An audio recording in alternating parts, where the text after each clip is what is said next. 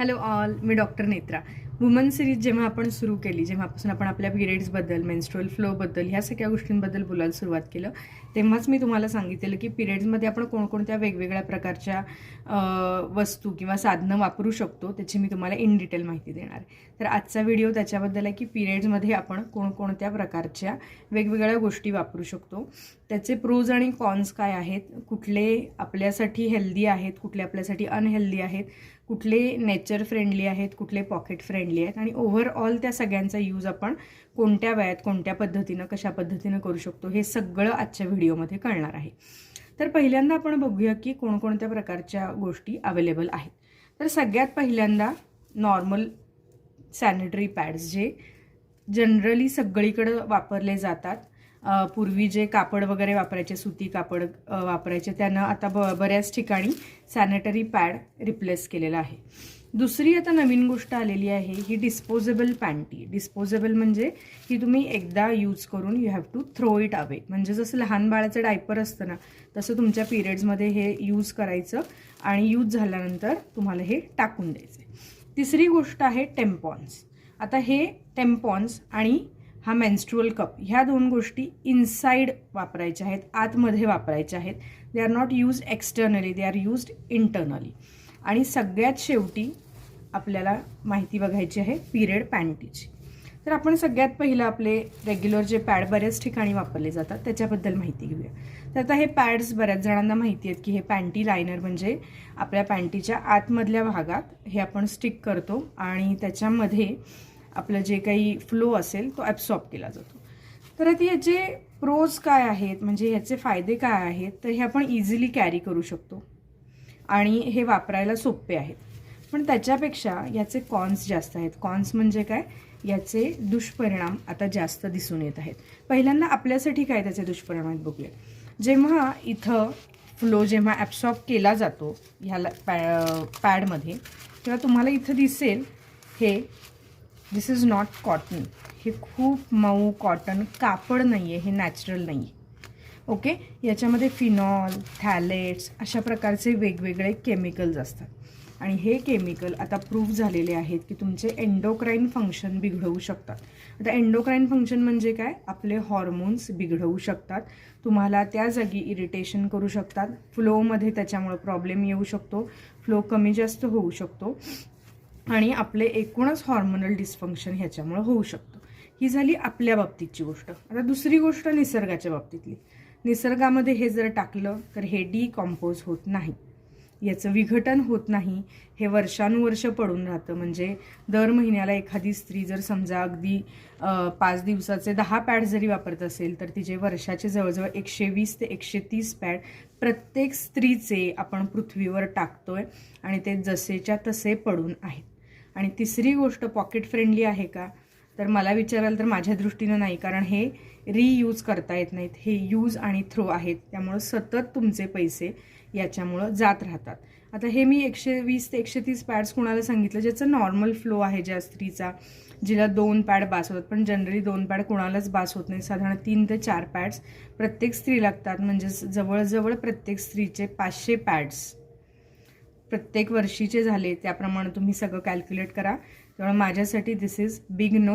तुम्हाला कधीतरी once in a while ट्रॅव्हलिंगमध्ये कॅरी वगैरे करायचं असेल तर ठीक आहे, बट फॉर मी म्हणजे आपल्या हेल्थच्या दृष्टीनं, नेचरच्या दृष्टीनं आणि पॉकेटच्या दृष्टीनं माझ्यासाठी दिस इज बिग नो. आता सेकंड, त्याचाच छोटी बहीण मोठी बहीण म्हणू की हे पिरियड डायपर्स किंवा डिस्पोजेबल डायपर पॅन्ट्स आलेले आहेत की ज्या डायपरसारख्या वापरायच्या आहेत. आता याच्यामध्ये तुम्ही बघाल जसा डायपर असतो लहान बाळाचा, अगदी सेम तसेच आहेत. हे तुम्हाला यूज अँड थ्रो आहेत. आता याचं पुन्हा सॅनिटरी पॅडसारखंच याचं लायनिंगही तशाच पद्धतीचं असतं. भले वरचं लायनिंग तुम्हाला खूप स्मूथ, खूप छान कापसासारखं वाटेल, पण आतमध्ये ह्याच्या केमिकल्स असतातच, त्याशिवाय ते ॲब्सॉर्ब होत नाही. याच्यामध्ये थोडा फ्रॅग्रन्स ॲड केलेला असतो, मेन्स्ट्रुअल फ्लोचा तुमच्या वास येऊ नये किंवा त्या फ्लो नंतर तो जो काही फ्रीज केला जातो आतमध्ये त्याचा वास येऊ नये. आणि फ्रेग्रन्स, फिनॉल्स, थॅलेट्स हे सगळे परत एंडोक्राईन डिसऑर्डर किंवा एंडोक्राईन डिसफंक्शन करणाऱ्या गोष्टी आहेत. त्यामुळं आणि ह्याचा व्हॉल्यूम बघा तुम्ही, पॅड किती छोटा आहे, त्याच्या जवळजवळ चौपट याचा व्हॉल्यूम आहे आणि त्या व्हॉल्यूममुळं हे डिस्पोज होत नाही, त्याप्रमाणे हेही डिस्पोज होत नाही, दोन्हीचं विघटन होत नाही. त्याच्यामुळं दोन्ही गोष्टी माझ्यासाठी बिग नो आहेत. परत हे डिस्पोजेबल आहे, तुम्हाला सतत विकत घ्यावं लागतं, सतत टाकावं लागतं. पुन्हा पॅडसारखंच खूप पैसा जातो, नेचरसाठी चांगलं नाही, पॉकेटसाठी चांगलं नाही आणि आपल्यासाठीही चांगलं नाही. त्यामुळं माझ्याकडून for this is big no. आता तिसरी गोष्ट आहे टॅम्पॉन्स. आपल्याकडे अजून फारसे टॅम्पॉन्स वापरले जात नाहीत, पण तरी आता बऱ्याच मुली वापरतात. तर दिस इज टॅम्पॉन. तर तुम्हाला मी सांगितलं it is not used externally, it is used internally.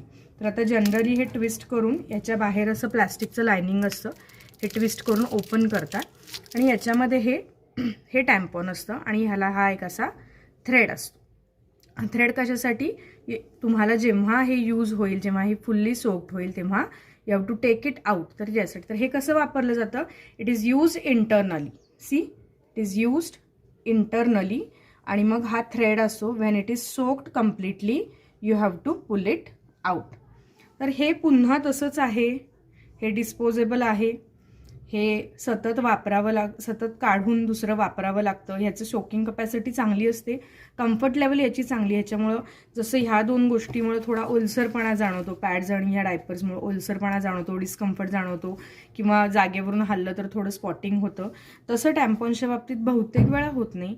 पण टॅम्पॉन्सच्या बाबतीत एक खूप मोठी रिस्क आहे की तुमची जर खूप जास्त हालचाल झाली, खूप जास्त, किंवा काही वेळा असंही झालेलं आहे की स्त्रिया विसरून गेलेल्या आहेत की आपण टॅम्पॉन्स वापरतोय आणि हा tampon fully soaked with blood, menstrual blood असाच आतमध्ये राहिलेला आहे आणि इथे आतमध्ये जाऊन त्याचं इन्फेक्शन होऊन, सेप्सिस होऊन काही स्त्रियांना खूप जास्त त्रासातून सामोरं जायला लागलेलं आहे. काही स्त्रिया याच्यामध्ये त्यांनी आपली लाईफसुद्धा गमावलेली आहे.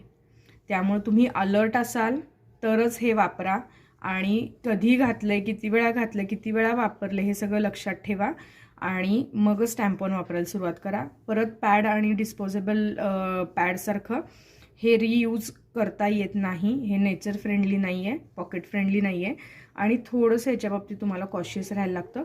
याच्यामुळं थोडंसं तुम्हाला कम्फर्ट लेवल जास्त आहे टॅम्पॉन्समुळं, त्यामुळं it is your choice what to use. आता दुसरं, आपण आत्तापर्यंत हे तिन्ही कॅटेगरी बघितले की आपल्याला स्वतःच्या शरीराला कसं आहे. तर ह्या तिन्ही गोष्टी माझ्या दृष्टीनं म्हणजे सॅनिटरी पॅड्स, हे सॅनिटरी डायपर्स म्हणू आपण, आणि tampon is big know from me. कारण हे तिन्हीही केमिकली लोडेड आहेत, हे तिन्हीही नेचर फ्रेंडली नाही आहेत, हे तिन्ही रियुजेबल नाही आहेत आणि हे तिन्ही पॉकेट फ्रेंडली नाही आहेत. त्यामुळे हे तिन्ही माझ्या दृष्टीनं योग्य चॉईस नाही आहे. मग योग्य चॉईस काय आहे, तर आपल्याला दोन खूप छान ऑप्शन्स अवेलेबल आहेत. तर त्याच्यातला पहिला आहे हा मेन्स्ट्रुअल कप. तुम्ही अनेक ठिकाणी वाचलं असेल, बघितलं असेल याच्याबद्दलचं. तर हा मेन्स्ट्रुअल कप आहे, हा पण इंटरनली वापरला जातो. तर हा कसा वापरला जातो बघा, ह्याचे अनेक प्रकारचे फोल्ड्स असतात. अनेक स्त्रिया घाबरतात की आम्हाला हा वापरायला जमणार नाही, कसा वापरायचा, पण हा खूप इझिली वापरता येतो. तुम्हाला एकदा ती टॅक्ट कळाली कसं वापरायचं आहे की you will immediately switch to this from this, म्हणजे हे जे काही नॉर्मल चालू आहेत यूज करायचे प्रोडक्ट्स त्याच्यापासून तुम्ही हे शिफ्ट करा. तर याचा एक फोल्ड असतो, हा असा आणि असा फोल्ड करून तुम्ही इंटरनली हा वापरायचा आहे आणि हा मग असा आतमध्ये जाऊन ओपन होतो. Can you see this. आणि हा आपला जो एरिया आहे हा लॉक होतो, याच्यामुळे कुठेही बाहेर लिकेज होत नाही, provided you are using right size of the cup. आणि तो इथं सील करतो आणि ह्या कपमध्ये सगळं ब्लिडिंग साठलं जातं आणि when you take it out you just wash it clean. तुम्ही मग तुम्हाला तिथं काही अवेलेबल असेल, मग ते हँडवॉश असेल किंवा तुम्ही स्वतःबरोबर सॅनिटायझर कॅरी करत असाल किंवा मग घरी असाल तर तुम्ही व्यवस्थित स्वच्छ करू शकता. तर दिस इज द बेस्ट ऑप्शन. हा सिलिकॉनपासून, उत्तम प्रकारच्या सिलिकॉनपासून बनलेला आहे, त्यामुळे इंटरनली तुम्हाला हा कसलंही इरिटेशन करत नाही. याच्यात कसलंही केमिकल नाही आहे, त्यामुळं हॉर्मोनली तुम्हाला ते डिस्टर्ब करत नाही. याच्यामध्ये हा सिलिकॉन कप तुम्ही ॲटलिस्ट 5 to 10 years वापरू शकता. जस्ट इमॅजिन, तुमचा मंथली जो पिरियड, पॅन्टीज आणि म्हणजे डिस्पोजेबल गोष्टींचा जो खर्च आहे तो 10 वर्ष पूर्ण थांबतोय आणि नेचरमध्ये ह्याच्यामध्ये काही जात नाही. त्यामुळे नेचर सेव्ह होतं आहे आणि आपले पैसेही सेव्ह होतात at the cost of our health पण आपली सेव्ह होती. त्यामुळे this is a big yes for me. आता ह्याच्यामध्ये 3 साईजेस असतात, स्मॉल, मीडियम, लार्ज. जनरली ज्या मुलींचं लग्न झालेलं नाही आहे किंवा ज्यांना बेबी झालेलं नाही आहे, टू बी फ्रँक, त्यांच्यासाठी स्मॉल कप असतो. आणि वजायनल डिलेवरी जर नॉर्मल डिलेवरी झाली असेल तर त्याच्यामध्ये मीडियम किंवा लार्ज साईज कप तुम्हाला वापरायला लागतो. तो तुम्हाला साधारण तुम्ही गायनेकोलॉजिस्टला कन्सल्ट करा किंवा तुम्हाला अंदाज येऊन जातो की मीडियम साईजचा कप आहे का लार्ज साईजचा कप मला यूज करायला पाहिजे. Sir this is big yes, तुम्ही डेफिनेटली यू गो फॉर दिस. आणि ह्याचा अजून एक फायदा म्हणजे याच्यामध्ये कम्प्लीट ब्लॉक होते तुमचे आउटलेट. त्याच्यामुळं काय होतं आहे, तुम्ही if you are going for swimming, if you are going for a water park, तुमचे काही ट्रिप्स ठरल्या, बीचेसला जायचं आहे, you can enjoy your water fun with this cup. कारण काय याच्यामध्ये बाहेर कुठंच काही येत नाही आहे आणि तुम्ही इझिली याच्यामध्ये स्टेनिंग होत नाही जर तुम्ही प्रॉपर कप यूज केला तर. आणि this is the big yes for me. खूप छान आहे, तुम्ही नक्की वापरून बघा. आणि तुम्हाला ते आपण म्हणतो ना की मेन्स्ट्रुअल डेचं जे फ्रीडम आहे ना, तुम्हाला याच्यामुळे डेफिनेटली एन्जॉय करता येईल. आणि last but not the list, सध्या सगळ्यात पॉप्युलर असलेली, it is my choice also, की मी ही लहान म्हणजे ज्या मुलींना मेनार्के आपण पहिले पिरियड्स म्हणतो त्या मुलींना तर मी हे 100% रेकमेंड करते. तर हे आहेत मेन्स्ट्रुअल पॅन्टीज. आता ह्या कशा आहेत, ह्या रियुजेबल आहेत. आता याच्यामध्ये तुम्हाला दाखवते मी. याच्यामध्ये इफ यू कॅन सी, याच्यामध्ये इथे खूप थिक लायनिंग आहे आणि हे बाहेर जे आहे हे कॉटन आहे. म्हणजे जिथं तुमचा एरिया एक्सपोज होणार आहे तो कॉटनला एक्सपोज होणार आहे. आणि ही जी मी ज्या ब्रँडची पॅन्टी आणली, ह्या ब्रँडला मागेपर्यंत इथेपर्यंत कव्हरेज आहे. कॅन यू सी दिस, इथेपर्यंत कव्हरेज आहे. काही पॅन्टीज ना, मी तुम्हाला त्यांचे ब्रँडचे नेम डिस्क्रिप्शन बॉक्समध्ये देते, काही पॅन्टीज ना इथेपर्यंत कव्हरेज असतं, ॲट द एंड पूर्ण मागच्या बाजूपर्यंत कव्हरेज असतं. तर ज्या स्त्रियांचं खूप जास्त ब्लिडिंग होतं, ज्या स्त्रियांना झोपल्यानंतर स्टेनिंग किंवा झोपल्यानंतर काही स्पॉट्स येतील अशी भीती असते, अशा स्त्रियांसाठी त्या प्रकारच्या पॅन्टीज अतिशय उत्तम आहेत.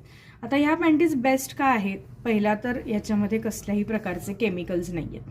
दुसरी गोष्ट, तुमचा जो अगदी काय म्हणू शकतो सेन्सिटिव्ह एरिया आहे तो कॉटनला एक्सपोज आहे, की ज्याच्यामुळं इरिटेशन येणं किंवा त्याच्यामध्ये एंडोक्राईन डिस्फंक्शन होणं अशा गोष्टी अजिबात होत नाहीत. तिसरी गोष्ट, रियुजेबल आहे. तुम्हाला नॉर्मल पॅन्टीसारखी स्वच्छ पाण्यामध्ये, गरम पाण्यामध्ये वॉश करायची आहे आणि छान ड्राय करायची आहे, दॅट्स इट. आणि पॉकेट फ्रेंडली आहे. तुम्ही एक पॅन्टी व्यवस्थितपणे एक साधारण कमीत कमी 1 वर्ष तरी वापरू शकता. आता याच्यामध्ये पॅन्टी किती वेळा साधारण बदलायला लागते तर तुमच्या फ्लोवर डिपेंड आहे किती वेळा बदलायला लागते. जनरली माझ्याकडचे पेशंट सांगतात की आम्ही 2 वेळा बदलतो, मीडियम फ्लो असणारे. आणि लहान मुलींसाठी सगळ्यात म्हणजे ज्या मुलींना नवीन पिरियड झाले त्यांच्यासाठी काय फायदा आहे की you can use this panty on day to day basis. ती रोज घालून जाऊ शकते, काहीच प्रॉब्लेम नाही आहे त्याच्यामध्ये. तिला कॅरी करण्याला किंवा वेगळं काही करायचं नाही आहे. नेहमीची जी पॅन्टी वापरते त्याच पद्धतीने ही पॅन्टी ती रोज घालू शकते. किंवा ॲटलिस्ट जो तिचा पिरियड्स, कारण तेव्हा पिरियड नॉर्मल झालेले नसतात, तिचे पिरियड जेव्हा येणार आहे त्या पिरियडच्या आधी एक 4-5 दिवस ती रोज ही पॅन्टी वापरू शकते. याच्यामुळं काय होईल, याच्यामुळे जर तिचे पिरियड सडनली आले, त्या डेटला एक्सपेक्टेड डेटला नाही आले, आधी आले नंतर आले, तर त्या मुलीला स्टेनिंगचा आणि तो सगळा जो पुढची सगळी गोष्ट असते त्या कुठल्याही गोष्टीचा त्रास होणार नाही. She'll be comfortable. तर मेनार्के असणाऱ्या आणि मेनोपॉजमध्ये असणाऱ्या स्त्रियांसाठी, की ज्याच्यामध्ये मेनार्केमध्ये सुद्धा आणि मेनोपॉजमध्ये सुद्धा कधी तुमचे पिरियड्स येतील, कधी तुम्हाला स्टेनिंग होईल, कधी व्हाईट डिस्चार्ज होईल, कधी काय होईल याची काही गॅरंटी नसते. तर याच्यासाठी I would definitely recommend this reusable period पॅन्टीज.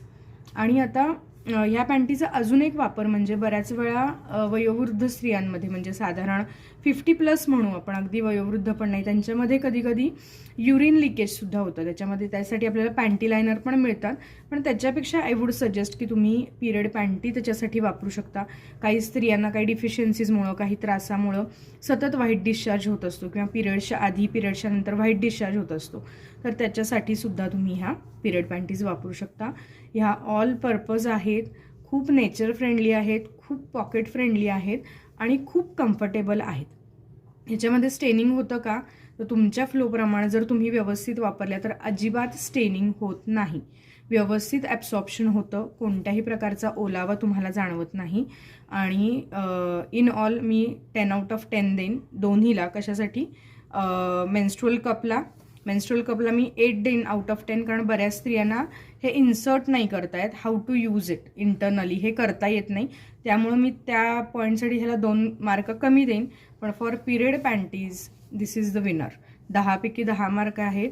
तर तुम्ही कुठल्याही ब्रँडचे आणा, मी माझ्या यूट्यूब चॅनलच्या डिस्क्रिप्शन बॉक्समध्ये जे बेस्ट आहेत त्याचे मी सगळ्याचे लिंक्स देते, आणि तुमच्या गरजेप्रमाणे आणा. आणि तुमचे पिरियड्स अतिशय कम्फर्टेबल, तुमच्यासाठी फ्रेंडली, तुम्हाला इरिटेट न करणारे, नेचरसाठी फ्रेंडली आणि अर्थातच पॉकेट फ्रेंडली बनवा. आणि आपणच आपली अर्थ आपल्या मुलांना पुढं आहे तशी देणार आहे, तर ती आहे तशी स्वच्छ, छान आहे तशी कॅरी फॉरवर्ड करूया. की असं नको की पॅड्सचे आणि टेम्पॉन्सचे आणि डायपर्सचे ढीगचे ढीग आपण पृथ्वीवर टाकतो आणि आपली मुलं त्याच्यातच पुढं त्याच एन्व्हायरमेंटमध्ये वाढतात. तर सगळ्याचाच आपण विचार करूया, स्वतःचाही विचार करूया, नेचरचाही विचार करूया आणि पैशाचाही विचार करूया. तर ह्या 2 गोष्टीसाठी नक्की विचार करा, लवकरात लवकर स्विच करा आणि तुमचे पिरियड्स हॅपीली, हेल्दीली आणि इकॉनॉमिकली एन्जॉय करा. ठीक आहे, बाय.